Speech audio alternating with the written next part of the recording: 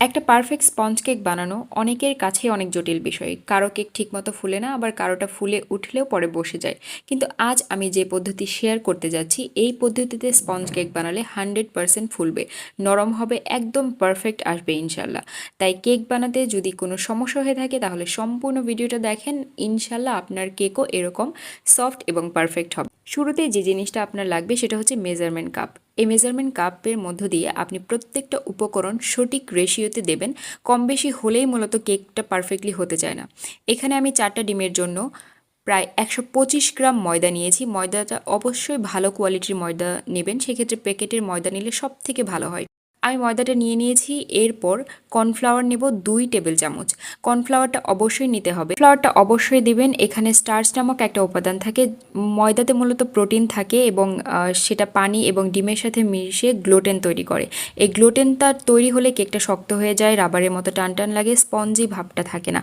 কর্নফ্লাওয়ারের starch ময়দার gluten ফর্মুলেশনকে break করে এবং দুর্বল করে দেয়। মূলত এই কারণেই কর্নফ্লাওয়ারটা দেওয়া খুবই ইম্পর্টেন্ট। এরপর আমি নিয়ে নিয়েছি 80 গ্রামের মতো মিল্ক পাউডার। এরপর সবগুলো শুকনো উপকরণ আমি চেলে নেব। টোটাল 3বার আমি এই শুকনো উপকরণগুলো চেলে নিয়েছি। এখন পরপর 2বার চেলে নিচ্ছি এবং আমি যখন ব্যাটারের সাথে মিক্স করব তখন আরও একবার চেলে নেব। আমি 4টা ডিম নিয়ে নিয়েছি। 4টা ডিমের মধ্যে থেকে আমি সাদা অংশ এবং হলুদ অংশটাকে আলাদা করে নিয়েছি।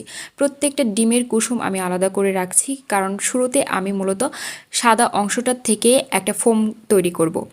এই যে মাত্র কয়েক সেকেন্ড, বেশি নয়, 20 সেকেন্ডের মতো একটু বিট করার পর এখানে আপনি চিনি দিয়ে নেবেন। আমি টোটাল 125 গ্রামের মতো চিনি দিয়েছি 4টা ডিমের জন্য। এই তো তারপর আস্তে আস্তে বিট করতে থাকবেন, খুব বেশি ওভার স্পিড দিবেন না, স্লোলি আপনাকে বিট করতে হবে। তবে আপনি সাদা অংশটা আলাদা করে ফেলার পর হালকা একটু বিট করার পর চিনি দিয়ে যে বিট করতেছেন এর মাঝখানে আপনি কোনো গ্যাপ রাখবেন না।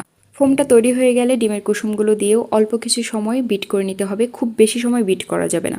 সবসময় মনে রাখবেন ওভার বিট করলে কিন্তু ফোমটা নষ্ট হয়ে যাবে। এরপর আমি শুকনো উপকরণগুলো ধাপে ধাপে দিয়ে দিব। এই যে প্রথমবার দিয়ে দিয়েছি, এরপর স্প্যাচুলা দিয়ে খুবই ধীরে ধীরে আমি শুকনো উপকরণগুলো মিক্স করছি। এরপর আমি ভ্যানিলা এসেন্স দিয়ে নিয়েছি কয়েক ড্রপস, খুব বেশি দেওয়ার প্রয়োজন নেই। এখানে আমি 60 গ্রামের মতো সয়াবিন তেল দিয়েছি। এই তেলটা আপনি যখন ডিমের কুসুমগুলো দিয়েছেন তখনও দিতে পারবেন, আমার খেয়াল ছিল না এই জন্য এখন দিয়েছি, তবে পরে দিলেও সমস্যা নেই।